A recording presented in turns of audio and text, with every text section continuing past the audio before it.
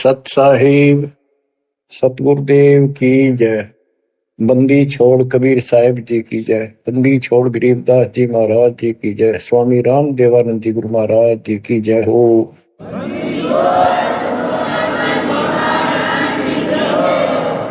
सर्व संतों की जय, सर्व भक्तों की जय, धर्मी पुरुषों की जय। श्री काशी धाम की जय, श्री सुडानी धाम की जय, श्री क्रोथा धाम की जय, श्री बरवाड़ा धाम की जय।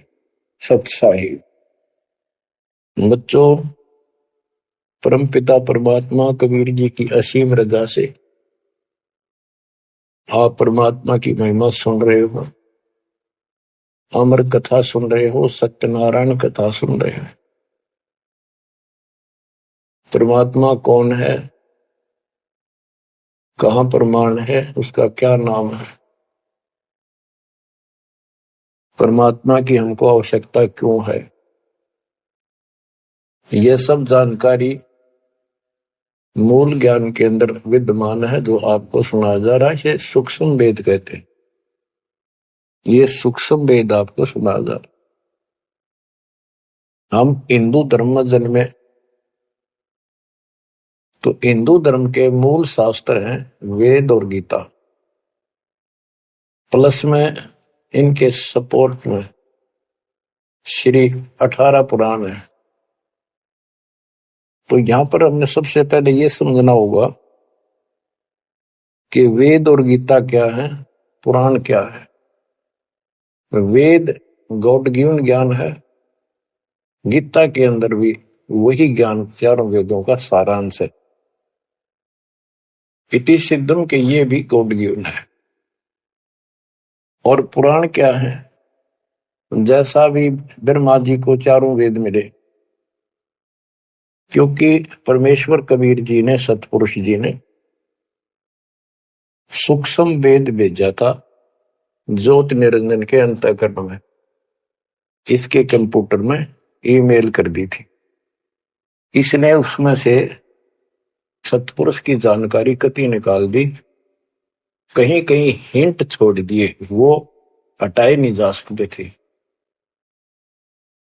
वो इसलिए छोड़ दिए कि ये भी गुप्त रहता है, इसने कसम खा रखी है मैं कभी किसी के समक्ष अपने यथार्थ रूप में नहीं आऊंगा। बच्चों, ये कथाएं दास आपको 1994 से सुनाने लगा था। वैसे तो 1994-95 से तो सरेआम सत्संग सुनाता था, उससे पहले 10-20 वक्ताओं बिठा करके भी चर्चा किया करता था। ये सारी कथा परमात्मा कबीर जी ने जो बता रखी थी, गरीबदास जी ने अमर ग्रंथों बता रखा था, वो सुनाया करता था। यही सृष्टि रचना कैसे हुई, इसने कैसे क्यों कसम खाई, दुर्गा को नीचे भेज दिया, आप गुप्त रहने लग गया, तो ये बात जचा नहीं करती 90% का कि ये कोई बात है, दंत कथा है तो कहानी बना रखी है। भगवान ऐसे गुप्त क्यों रहेगा, भगवान ऐसे क्यों करेगा, ये भगवान है ही नहीं। भगवान तो श्रेयाम आते रहे हराते हैं, ये भगवान ही नहीं है, ये परमात्मा ही नहीं है। परमात्मा गुप्त रहता है नहीं, हम उसको पहचान नहीं पा रहे, इसलिए समस्या यह आ गई। इसने अज्ञान इतना गहरा कर दिया कि हम भगवान को सामने देखकर भी उसको पहचान नहीं पा रहे। इतना ज्ञान भर दिया हमारे अंदर, उसकी डेफिनेशन बदल दी। अब जब सृष्टि रचना दास ने अपने शब्दों में लिखी तो प्रमाण दिए सारे, परमात्मा की वाणी को सरल करके लिखा सृष्टि रचना। तो गीता अध्याय 7 श्लोक 24 में और 25 में ये खुद कहता है गीता बोलने वाला कि मैं कभी किसी के समक्ष नहीं आता अपने रूप में, मनुष्य रूप में। मुझे ये श्री कृष्ण रूप में, व्यक्ति रूप में मान रहे, मैं कृष्ण नहीं हूं। मेरा ये अटल संविधान है, अनुत्तम सिद्धांत है कि मैं कभी किसी के समक्ष प्रत्यक्ष प्रकट नहीं होता, अपनी योग माया से छुपा रहता हूं। जब ये प्रमाण उन भक्तों को दिखाए जो कभी यहां बने थे, कभी डांटे थे, ये कैसे हो सकता है, उनकी आंखें फटी की फटी रहेगी। तेरा गजब हो, 600 साल पहले लिखी वाणी, बोली वाणी आज सारी सत्य होगी। तो बात यहां उलझ गई थी। तो सबसे पहले आपने ये पहचान करनी होगी कि वेद क्या है और पुराण क्या है। पुराण सहयोगी शास्त्र है, वो उनमें कुछ ज्ञान इन ऋषियों का अपना अनुभव ज्यादातर है, कुछ ज्ञान वेद और गीता से संबंधित। जैसे रोच्य ऋषि की कथा एक अध्याय है, उसमें रुचि ऋषि एक साधक था, वेदों को ठीक सा समझा जैसा वो समझ सकता था, और उसमें लिखा था कि परमात्मा प्राप्ति के लिए एक मंत्र है, वो नथिंग एल्स, और कोई देव देव पूजा नहीं करनी, ना कोई दाम पूजने, और मनुष्य जीवन आत्म कल्याण के लिए प्राप्त होता है। वो ज्ञानी आत्मा था, उसने अपना जीवन वेदों अनुसार साधना में समर्पित कर दिया, ना कोई मकान बनाया, जंगल में रहने लग गया, फल फ्रूट खाकर अपना साधना करता। 40 साल की उम्र होगी। उसके चार पूर्वज पिता पितामह, पर पितामह और तीसरा दादा, ये चार दिखाई दिए, और वो चारों पितर बने हुए थे। गीता अध्याय 9 श्लोक 25 में स्पष्ट किया है, भूत पूजेंगे भूतों को प्राप्त होंगे, पितर पूजेंगे पितरों को प्राप्त होंगे, देवता पूजेंगे देवताओं को प्राप्त होंगे, मेरी भक्ति करेगा मुझे प्राप्त होगा। तो उन्होंने पितर पूजे थे, कर्मकांड किए थे, भूत पूजे थे, तो ये चारों भूत बन गए प्रेत। रुचि ऋषि के पूर्वज चारों ऋषि थे, ब्राह्मण थे, वेद पढ़ते थे और साधना वेद के विरुद्ध करते थे। यही तो परमात्मा कबीर जी और उनके बच्चे गरीबदास जी यही तो समझा रहे हैं कि वेद पढ़ने पर वेद न जाने, बाचा पुराण 18, और ये उसे आन उपासना करें, भूल गए सृजनहारा। वो चारों के चारों गीता विरुद्ध, गीता मीन वेद, वेद के विरुद्ध साधना करके पितर बन गए। वो चारों पितर प्रेत दिखाई दिए।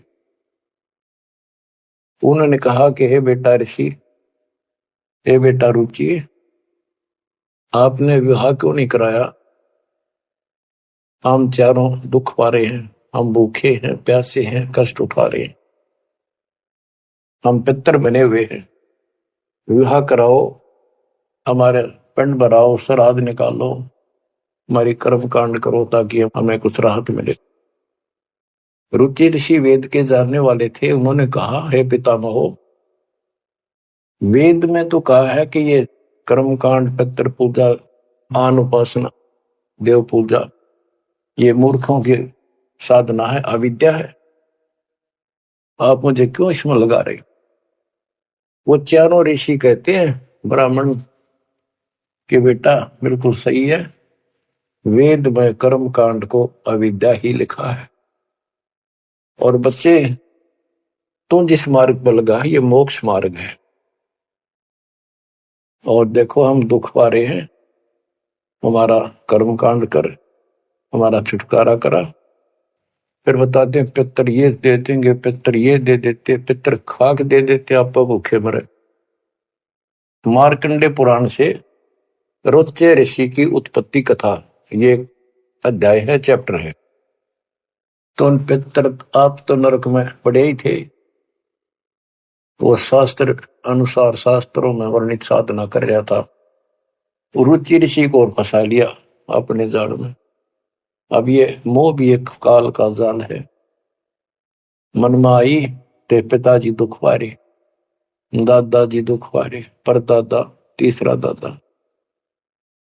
तो उसने कहा ठीक है पितर में हो, मैं 40 साल की उम्र होगी, कौन मेरा ब्याह करेगा?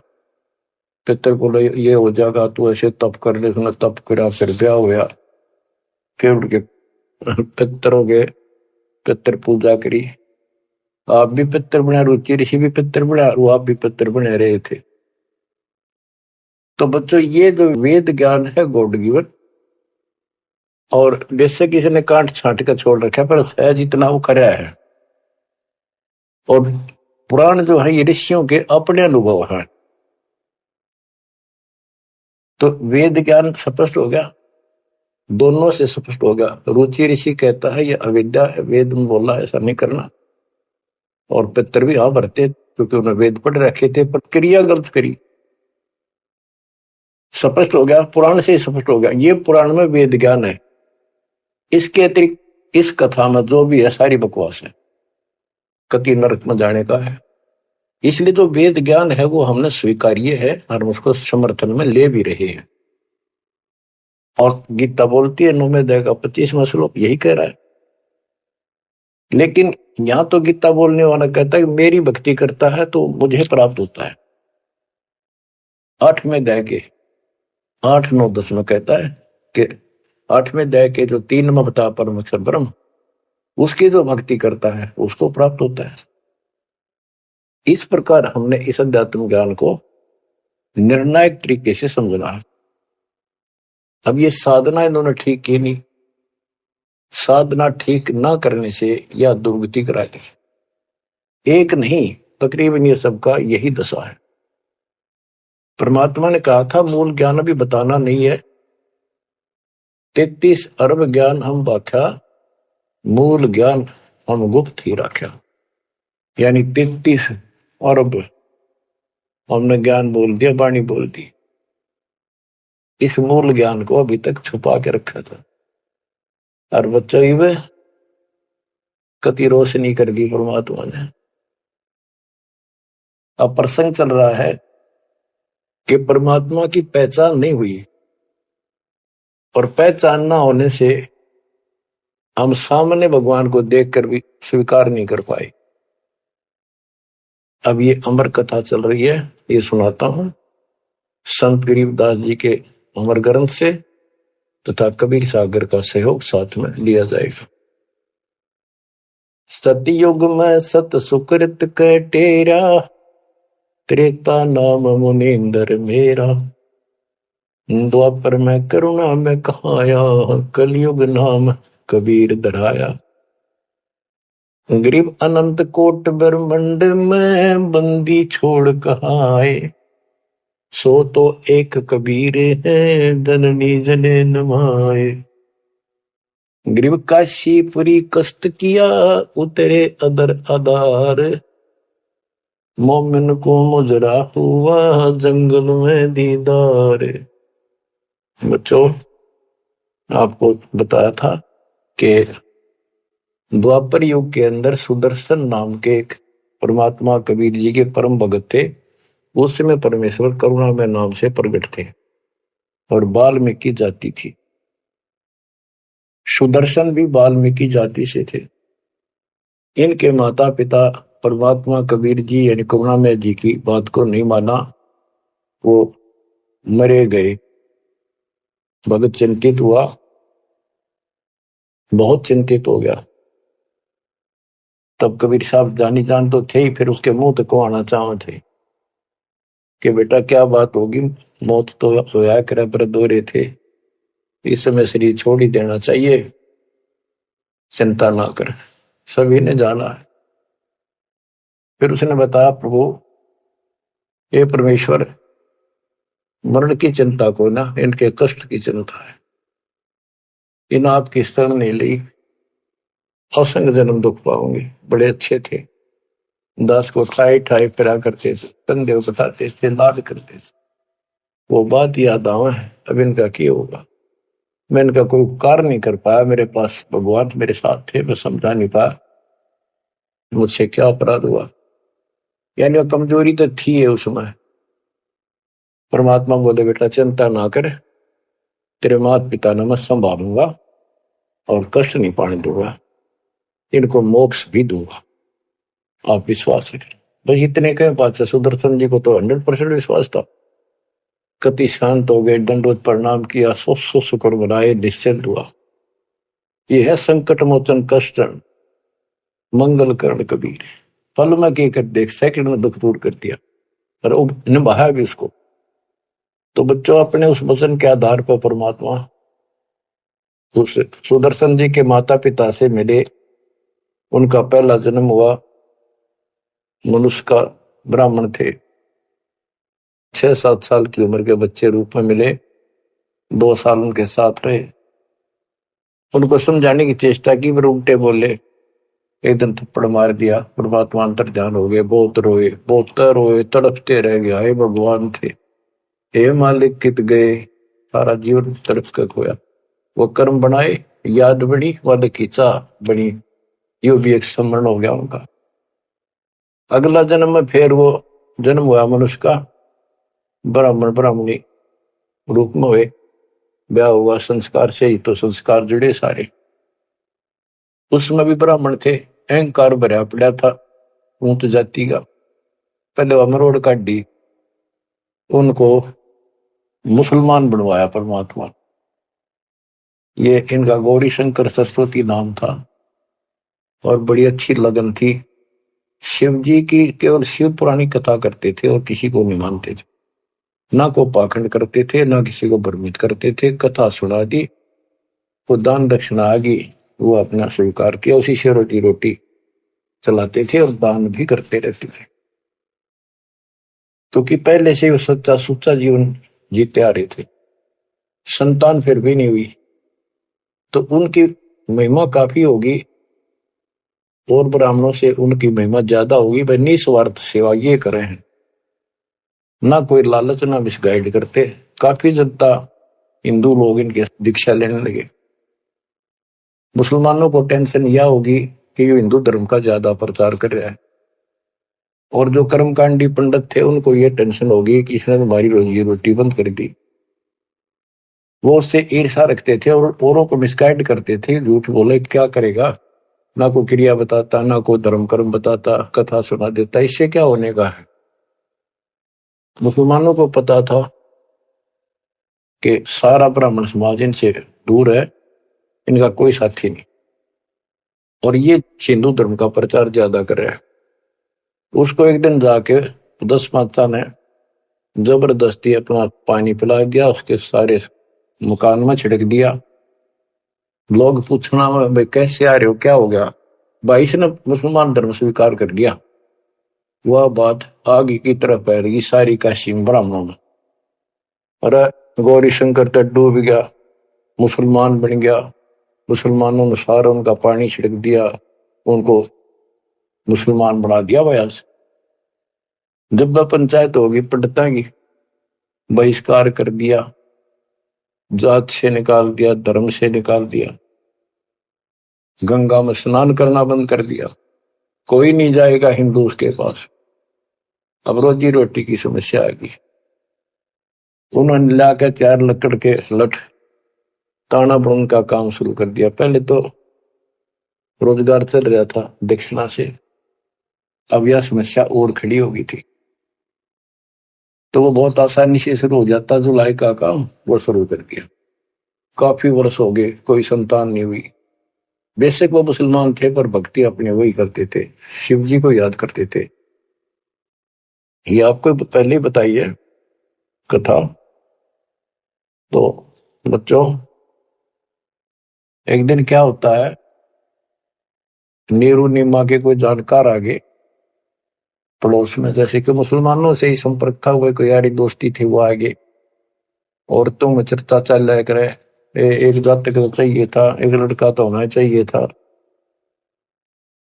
बुढ़ापे का सहारा हो गया, पता इनका केरा होगा।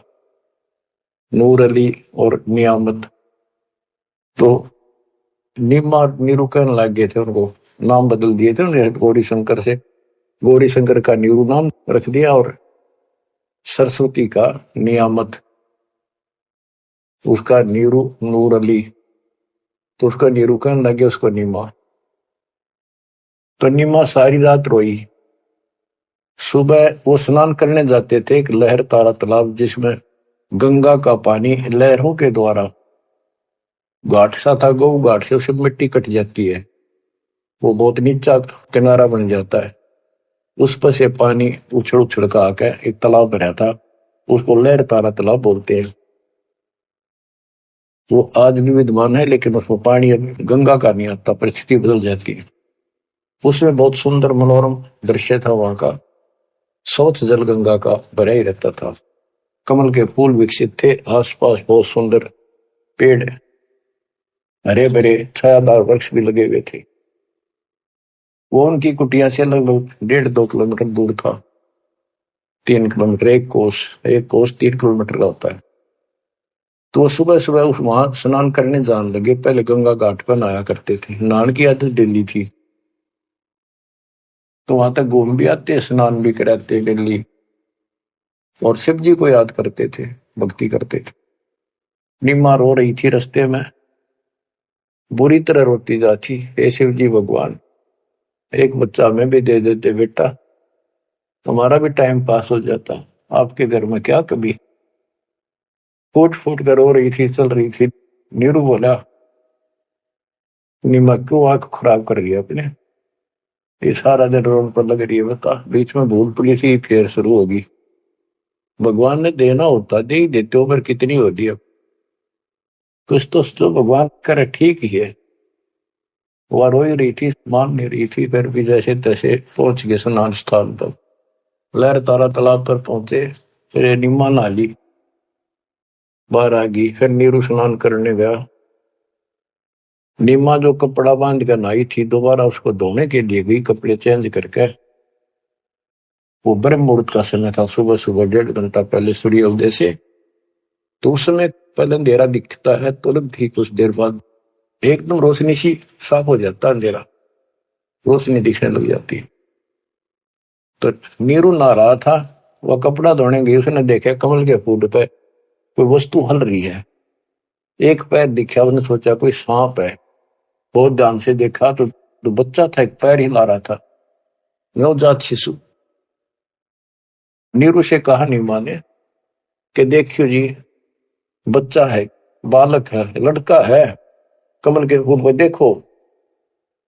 तो नीरू ने सोचा यार अच्छी पागल होगी, कति मेंटल होगी भी आप बच्चे के मुंह में। नाता नाता कहता है, नीमा तेरा दिमाग खराब हो गया, अब तुझे पानी में बालक दिखने लग गया। नीमा कसक के साथ बोली, देखो सच्ची को देख तो रे है। जिस साइड हाथ करी थी देखा, वो थोड़ी दूर था उससे, 10 फुट का फैसला होगा। एकदम नीरू गया, कमल के फूल समेत बच्चे ने उठाकर नीमा को दे दिया, और नीमा उसे लाड करे, मुंह कर लावे, चूमे, और सौ शुक्र शंकर भगवान की गावे, सौ शुक्र मनावे। बीच का एक थोड़ा सा प्रकरण रह गया कि वहां पर एक अष्टानंद नाम का ऋषि, जो रामानंद जी का शिष्य था, उस समय के महान प्रचारक, हिंदू धर्म के 1 नंबर के आचार्य थे। उसने 1400 शस्त्र रखे थे ऋषि, जो कथा किया करते थे, उनमें से एक अष्टानंद था। 4 संप्रदाय थी, 52 द्वारों का वो मालिक था, वो इंचार्ज था। तो वो दिल्ली वहां स्नान करने जाता था, वो दूसरी साइड में नहाता था, ये दूसरी साइड में नहाते थे, सरोवर बड़ा था। तो वो भी वहां स्नान करके उस प्राकृतिक सौंदर्य और भगवान के एकांत स्थान मान के भगवान की भक्ति करता था, शांति स्थान था। दिल्ली जाता था, ध्यान लगाता था, कुछ समय भगवान की भक्ति करता था, जैसे गुरु जी ने बता रखी थी। अष्टानंद जी जो ही साधना करने की चेष्टा, ध्यान में मगन होना चाहते थे, इतने में आकाश से एक प्रकाश का गोला आया। प्रकाश का गोला आया तो उसका ध्यान गया ऊपर को, उसको देखते उसकी आंखें बंद हो गई, इतना तेज नूर था।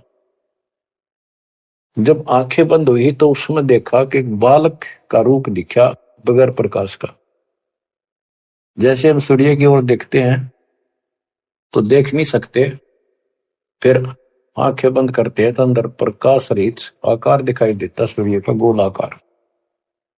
तो अष्टानंद को बड़ा आश्चर्य हुआ कि बालक प्रकाश दिखा, फिर बालक दिखा। फिर जब आंखें ठीक सी हुई, देखा तो प्रकाश एक कोने में जाके सिमट गया दूसरी साइड, जिस साइड में नीरू नीमा स्नान करने जाया करते थे। उससे पहले जब प्रकाश लहर तारा तालाब पर उतरा, सारा सरोवर जगमगा गया, इतनी रोशनी होगी, लोकति पत्ता पत्ता दिखा कमल के फूल होगा। और जब उसमें सिमट गया, वो दूर था, उसने क्यों नहीं देखे क्या हो गया, कित गया।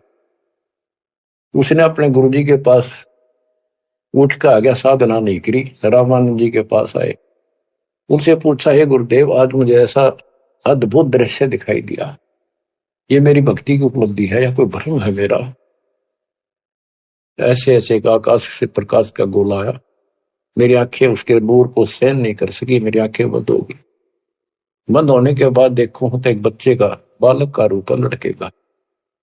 फिर कुछ नहीं दिखा, वो कोने में जाकर लहर तारा तालाब में समाप्त हो गया, अंतर ध्यान हो गया, नूर ही नहीं था। रामानंद जी को जैसी समझ थी, जैसा उन्हें अज्ञान सुन रखा था, अज्ञान सुन के ज्ञान में अंधे की बां गई, अंधे ने मारे कौन बताशी। अब जैसे ये ज्ञान सुन रहे थे वैसे चेलों को बताया करते थे, और बता दिया कि बेटा ऊपर से जब अवतार गणाते है ना, भगवान अवतार लेता है, ऐसी लीला करता है, किसी माँ के यहाँ जन्म लेगा और फिर लीला करेगा जिस उद्देश्य को लेकर आते हैं। ना कोई भ्रम है, ना ही तेरी भक्ति की उपलब्धि है, ये ऐसा होता है। तो इनको यही पता था कि रामकृष्ण अवतार आए, माँ का जन्म लेते हैं इनके भगवान। और गरीबदास जी कहते हैं, गरीब अनंत कोट ब्रह्मंड में बंदी छोड़ कहाँ आए, सो तो एक कबीर है जननी जने नमाए। तो रामानंद दृष्टानंद की तो वही बात फैसला। अब नीरू नहा था, नीमा उस भगवान से लाद कर रही थी, सो शुक्र अपने भगवान शंकर के बना रही थी। जगत का पेखड़ा पेखा, धनी का नाम ना लेखा। बच्चा इसने कोई लेना देना नहीं था इस बात से, भाई मेरा नाम ले विष्णु का, ले शंकर को, किसी को क्रेडिट दे, पर इनकी आस्था बनी रहा भगवान में। ये चाहूं थे दाता आज तक। नरसिंह रूप धरकर ना कुछ मारा हिरण्यकशिपु, विष्णु को क्रेडिट कोई बात नहीं, चलन दो, बतेरे दिन चल गई इनकी, अब सारा क्लियर हो जाएगा। मूसड़ को 3-4 साल का बाल के उठा नहीं सकता, ये तो कभी बच्चे थे उस दाता के, फिर भी। अब बच्चों देखो, वो मालिक अपना बाप है, माँ भी वही है और पिता भी वही है। वो दोनों तरफ से दुखी है हमारे लिए, उसमें इतना मोह है। माँ का मोह बालक में घना, पिता का मोह माँ का उससे बहुत घना। और भगवान का उन दोनों वाला, माँ भी है वो हमारी, पिता भी। इसलिए तो दुखी हो रहा है ना, क्या जरूरत थी उस पानी में वहां का प्रगट होने की से, भूतावास के अंदर जंगल में अपनों के लिए मरता। अब बच्चों, परमात्मा ने अपनी महिमा नहीं बनानी थी, उसने तो आस्था रख रही थी भगवान में, इनकी आस्था बनी रही। बच्चों, अब हमें ज्ञान हो गया कि वो भगवान है जिसको नीमा सीने का लगाए खड़ी थी, लाड कर रही थी, प्यार कर रही थी। उस समय उसके शरीर की स्थिति कैसी होगी? गीता अध्याय 18 श्लोक 62 में कहा है कि उस परमेश्वर की शरण में जा तू, उसकी कृपा से तू परम शांति को और सनातन परम धाम को प्राप्त होगा। वो सुख सागर है और वो असंख्य ब्रह्मांड का स्वामी। अरे गोदी में कितनी पुण्यात्मा है वो बच्चों, हिसाब लाओ।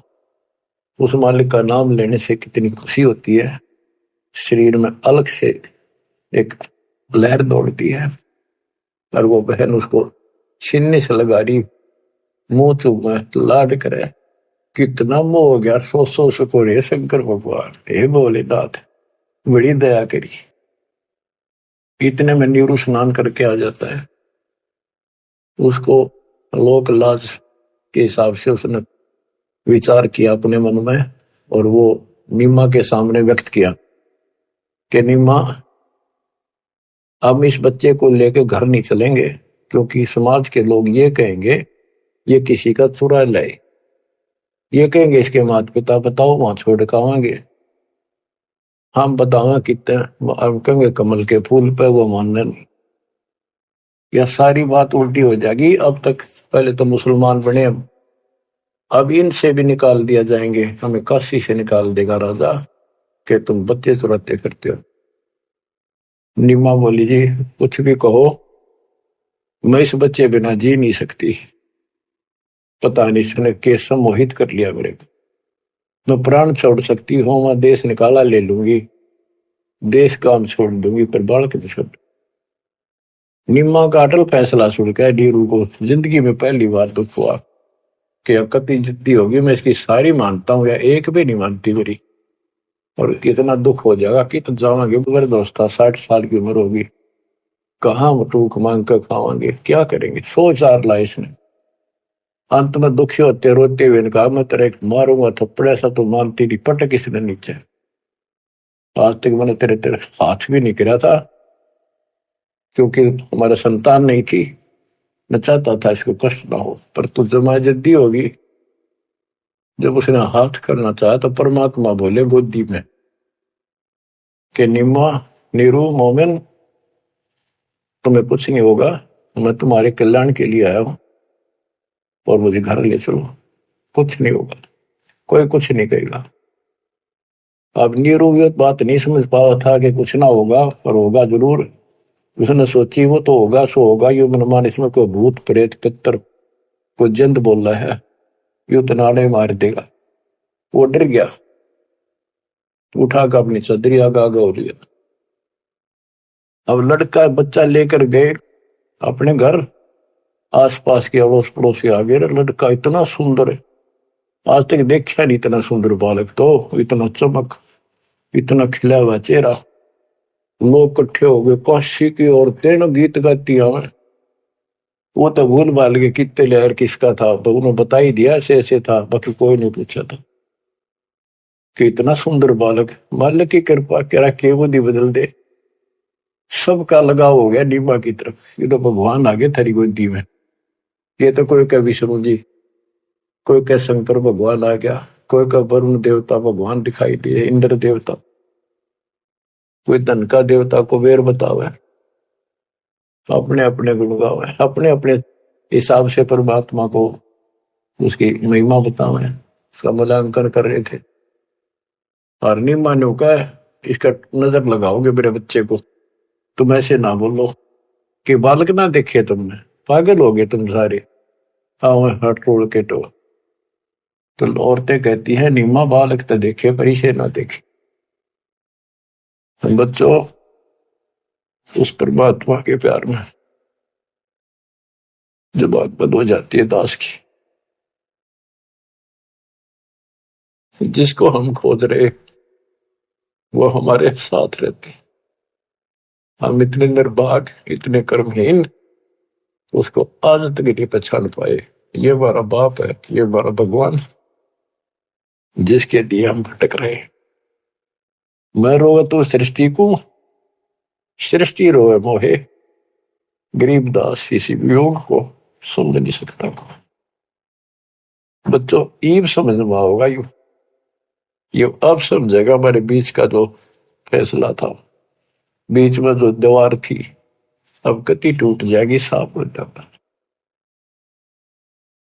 बच्चों हम तो दुखी हैं ये अपने कर्मा कारण, पर उसको और ग्रह तंग रखा हमने। अब वो हमारा अपना उसको पता है कि यदि मैंने इनका साथ कति छोड़ दिया तो खा जाएगा काले, इसको सारी कदे नहीं छोड़ रहे, तो ये धीरे धीरे हमारे को किसी न किसी कारण बनाकर इस परिस्थिति में लाया हाथ। अब यू खोल दिए रास्ते सारे, अज्ञान हटा दिया पूर्ण रूप से, अब साफ दिखाई दे है Kabir is God, Kabir is God.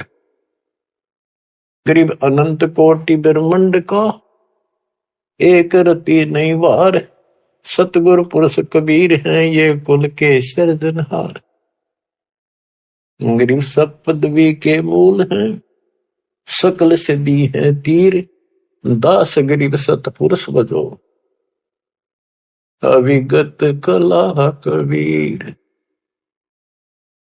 तो वो कबीर कौन, वो भी समझ कर दिया, जो सारी सृष्टि का मालिक है और जिसके पास सब सिद्धियां असंग सिद्धियां उसके पास है। गरीब अम सुल्तानी नानक तारे दादू को उपदेश दिया, जाति जुलाहा भेद न पाया, काशी महे कबीर हुआ।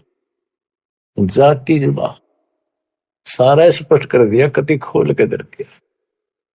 और आज बच्चों 300 साल पहले ये अमर वाणी बोली थी, आज ये स्पष्ट हो गया आपके सामने गीता और वेद पुराणों से।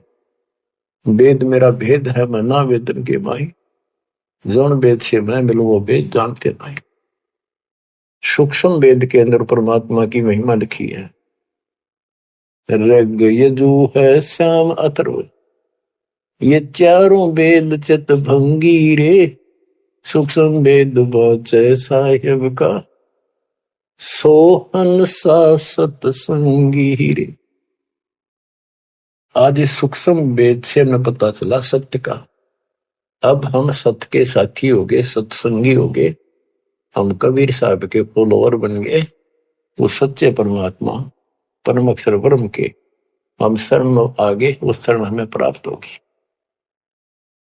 अब ये अमर वाणी भी सुनाऊंगा आपको, क्योंकि इन वाणियों का और अलग से चोट लग गया छाती में, आत्मा पे, क्योंकि ये तो सौसिद्ध वाणी है। ये तो मंत्र का काम करते हैं। जैसे गारडू मंत्र बोला करते, उसने एक मंत्र 5-4 लाइन होती, 2-3, वो सिद्ध कर लिया करके 1000 लाख वाल जाप करके विष उतारा करते गारडू। तो वो उस पर भी असर करता था जो अचेत हुआ होता था। सांप लगने से मूर्छित हो जाता था जो व्यक्ति जहर के कारण, तो वो मंत्र बोलते रहने से ना वो सुने था, ना समझा था, ना अर्थ का पता था। उसके बार बार उस मंत्र का उच्चारण करता था 10, 20, 50, 100 बार, उससे वो विष उतर जाता था और सचेत हो जाता था। तो बच्चों, हमारी आत्मा पर पाप कर्मों का और अज्ञान का यो विष काफी दिन से चढ़ा हुआ, हम कभी अचेत पड़े। हमने इस अज्ञान को इतना ग्रहण कर दिया कि हमने ये मान लिया जन्म मृत्यु और ये प्रोसीजर तो सारा वो है, ये ऐसा ही प्रोसेस होगा इस जिंदगी का। और ये 4 ईंट लाके की तमाता धोखे जाते, उसी को सब कुछ मान रखा। तो बच्चों, ये है वो अमर ज्ञान, सूक्ष्म वेद, सवसिद्ध वाणी है एक, जो गरीबदास जी के मुख से उतारी थे। ये गारुड़ के मंत्र की तरह असर करेंगे हमारी आत्मा। जैसे उस गारुड़ के मंत्र को कोई और पढ़ कर सुनावे, उससे असर ना हो, वो तो उसी के मुख से काम करेगा, क्योंकि उसमें वो सिद्धि हो रही है। तो संत गरीबदास जी के मुख से उच्चरित वाणी फिर उसका दास अधिकारी है, और दास के मुख से आप सुनोगे वो आपकी आत्मा पर उतना असर करेगी। यानी इससे और अलग से कसक और ताकत आओगी आत्मा में, केवल वाणी के सुनने मात्र से। ज्ञान तो यू है ही, ज्ञान तो मौखिक सुनाई दिया, अब इसको पढ़कर सुनाऊंगा और अच्छी कसक बनेगी, आत्मा तड़फ उठेगी उस मालिक के। गरीब काशीपुरी कष्ट किया, उतरे अदर अदार, मोमिन को मुजरा हुआ जंगल में दीदार। गरीब कोटि किरण शशिभान सुधा, आसन अदर विमान, पर सतपूर्ण ब्रह्म को शीतल पिंड हरु प्राण। होए होए, ये जंगल में काशी के अंदर सरोवर पर मोमिन नीरू को मुद्रा हुआ। गरीब काशीपुरी कष्ट किया, उतरे अदर अदार, मोमिन नीरू को मुद्रा हुआ जंगल में दीदार। मोमिन मुसलमान को कहते हैं, नीरू को मुद्रा हुआ परमात्मा के दर्शन में। कैसी सतीथि थी मालिक के उस बालक के, कितना तेज था, कितना नूर था। गरीब कोटि किरण शशिभान सुधा, आसन अधर विमान, पर सतपूर्ण ब्रह्म को शीतल पिंडरु प्राण। कोटि किरण, करोड़ सूर्य, करोड़ चंद्रमा की मिली जुली जो किरण है, पूरा प्रकाश नहीं, उनकी किरणों जितना प्रकाश था, ज्यादा नहीं। एक तो सूर्यों जितना प्रकाश हो नहीं, किरण, किरण का प्रकाश सिंपल, यानी तेज बहुत था। और परसत पूर्ण ब्रह्म को शीतल पिंड प्राण, उस पूर्ण ब्रह्म को जब नीमा ने सीने से लगाया, आत्मा ठंडी होगी, कति नो इतना प्रेम जाग गया। ग्रीव गोद लिया मुख चूम कर, हेम रूप जलकंत, जगर मगर काया करे, दम कह पदम अनंत। ग्रीव गोद लिया मुख चूम कर, हिम रूप जलकंत, जैसे बर्फ जैसी सफेदी चेहरे पर थी, बर्फ जैसे हिम, स्नो वाइट यानी बर्फ जैसा सफेद चेहरा, और जगर मगर काया करे जगमग, जैसे दम के पद्मानंद। ग्रीव काशी उमटी गुल भया, मोमिन नीरू का घर घेर, कोई कह ब्रह्मा विष्णु है, कोई कह इंद्र कुबेर। ग्रीव कोई कह वरुण धर्मराय है, कोई कोई कहते ईश, 16 कला सुबान गति, कोई कहे जगदीश। ग्रीव भक्ति मुक्ति ले उतरे, मिटन तीनों ताप, मोमिन कह डेरा लिया, कहे कबीरा बाप। क्या कहते हैं? भक्ति और मुक्ति का सच्चा मार्ग लेकर मालिक प्रकट हुए, उतरे, ऊपर से चलकर आए गति करके, जैसे वेद प्रमाण करते कि परमात्मा ऊपर के लोक में रहता है, वहां से गति करके नीचे आता, अच्छी आत्माओं को मिलता है, उनको भक्ति की सच्ची राह बताता है। तो अपने उसी सिद्धांत अनुसार परमेश्वर नीचे प्रकट हुए।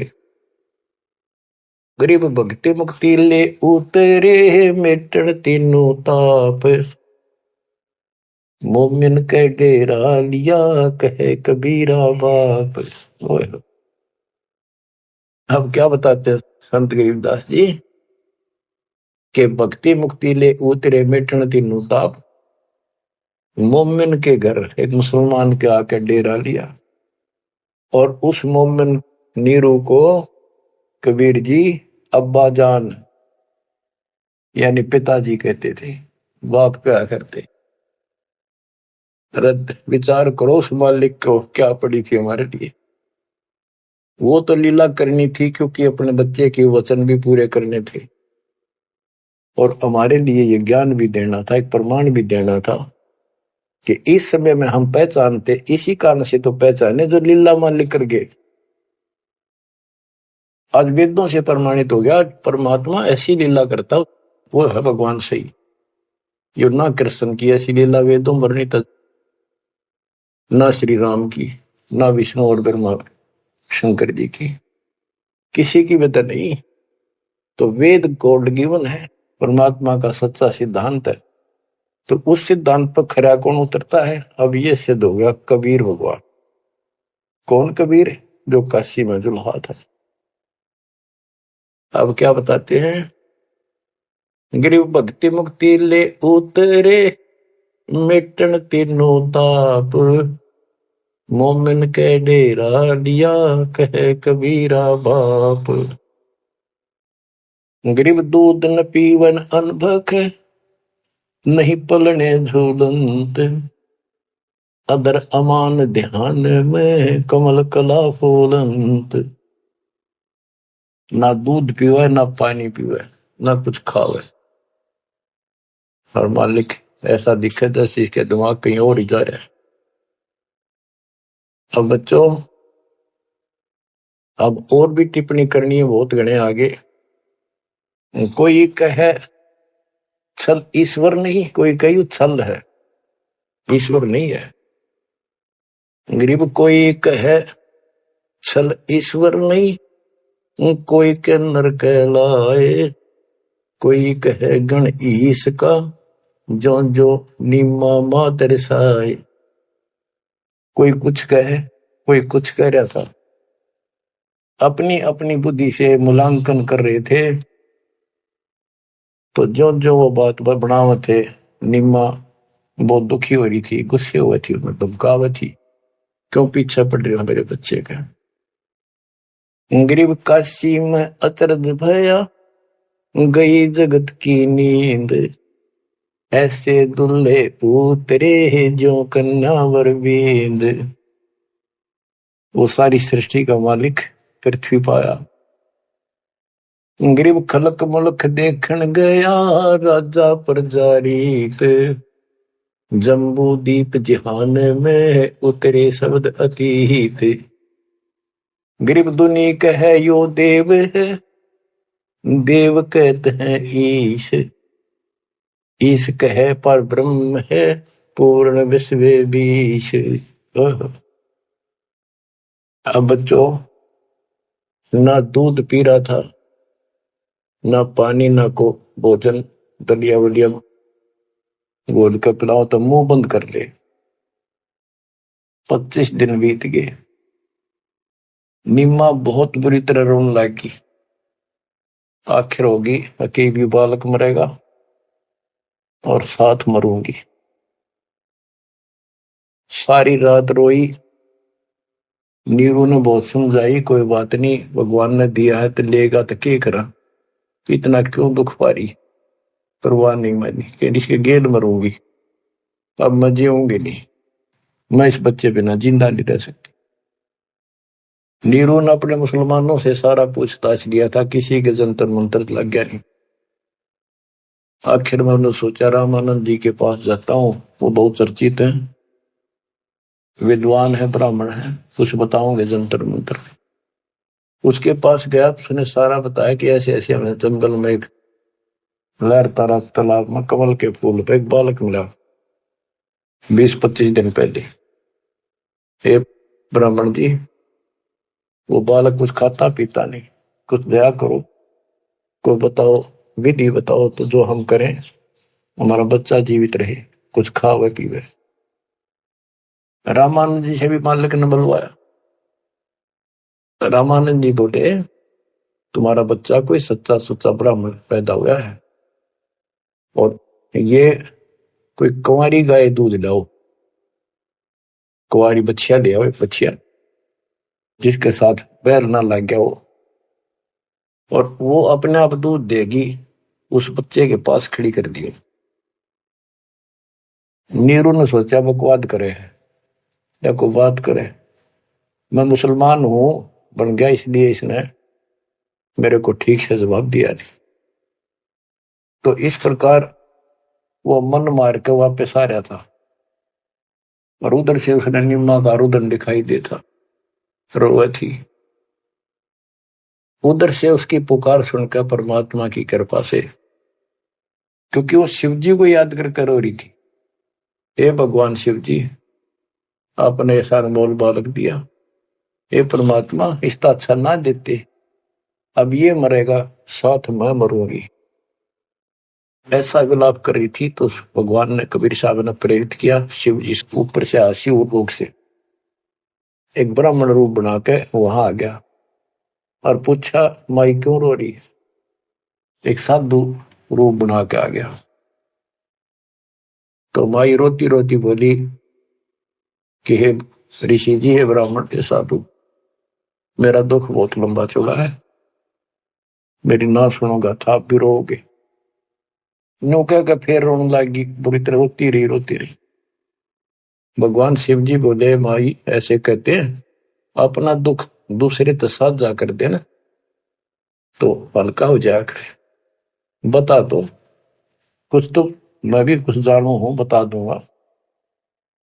तो उसने बताया कि ऐसे ऐसे में भगवान शिव जी ने हमारे को बच्चा दिया, कमल के फूल पर पाया, आज यू ना खाता पीता 25वां दिन हो गया और मरेगा।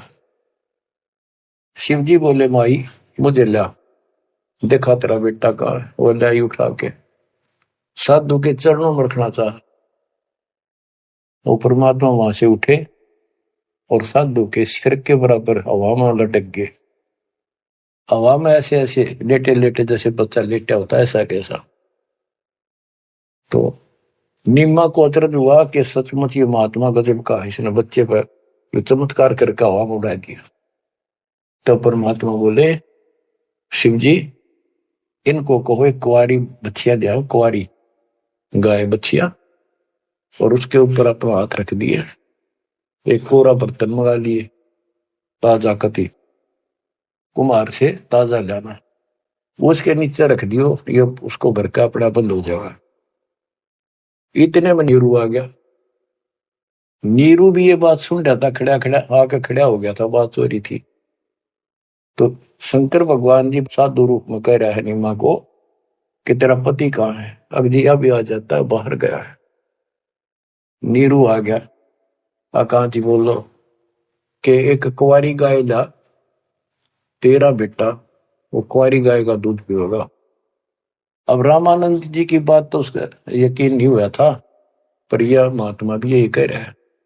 फिर पक्का विश्वास हो गया। वो बच्चिया लाया, साथ में एक छोटा सा बर्तन ले आया मिट्टी का, गाय के नीचे पात्र रख दिया, शिव जी ने ऊपर हाथ रख दिया, मोटे मोटे सतन हो गए, अपने आप दूध चल पड़ा, वो पात्र भर का दूध बंद हो गया। तो मालिक ने वो दूध पिया। उसके बाद वो गाय डेली दूध देने लगी। बच्चों ये दूध सतलोक था, उस दाता का आहार। ये लीला दिखानी थी दाता ने, 7 बार चर्चा करी और शिव जी को भी बहुत कुछ कहा कबीर सागर में, और विस्तार से प्रमाण है। बच्चों आप सुन रहे हो सत्यनारायण कथा। ग्रीव शिव उतरे शिवपुरी से, अवगत बदन विनोद, मैं के कमल खुशी बहे, लिया ईस को गोद। ग्रीव नजर नजर से मिल गई, किया ईस प्रणाम, धन नीरू मोमन धन नीमा, धन का शेनी काम। ग्रीव 7 बार चर्चा करी, बोले बालक बहन, शिव को कर मस्तक धैर्या, ला मोमन एक धैर्य। ग्रीव अनब्यावर को दूहत है, दूध दिया तत्काल, पीवे बालक ब्रह्म गति, ता शिव भय दयाल। बच्चों कबीर सागर के अंदर ज्ञान सागर एक अध्याय है, उसके प्रश्न नंबर 74 पर इस प्रकार वर्णन है। सुत काशी को ले चले, लोग देखन तांत आए, अन पानी बख्शे नहीं, जुल्ला शोक जनाए। तब जुल्हा मन कीन तिवाना, रामानंद सो कहा उत्पाना, मैं सुत पायो बढ़ा गुणवंता, और कारण कौन बखे नहीं संता। रामानंद ध्यान तब दारा, दुल्ला से तब वचन उचारे, पूर्व जन्म ते ब्राह्मण जाति, हरि की सेवा की निबली बाती। कुछ सेवा तुम हरि की चूका, ताते भयो दुल्हा का रूपा।